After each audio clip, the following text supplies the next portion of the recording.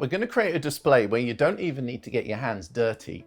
I'm actually going to blend moth orchids with bromeliads, and I've chosen to do that because they both got the same moisture requirements and they both like bright indirect light. So that means not right in front of a window, but somewhere in a room that is still fairly well lit. So I'm basically just going to put my orchids and bromeliads into this large cache pot, and they're going to stay in their original containers, and so you can then change them around from time to time. And I'm also going to dress this with a little bit of Spanish moss as well, Tillandsia, to make it look super pretty. So this is really crafting with my orchid plants.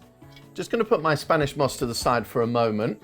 Now I've chosen this gorgeous orchid that has these bronzy, almost a little bit pink colored flowers. That's quite an on-trend color for orchids at the moment, but I've actually blended it with this very bronze and pink bromeliad, which I think works really, really nicely. So I'm really playing with that color palette here, but setting it off against this really gorgeous, rich yellow container as well. Lovely ceramic container, nice and heavy, very secure.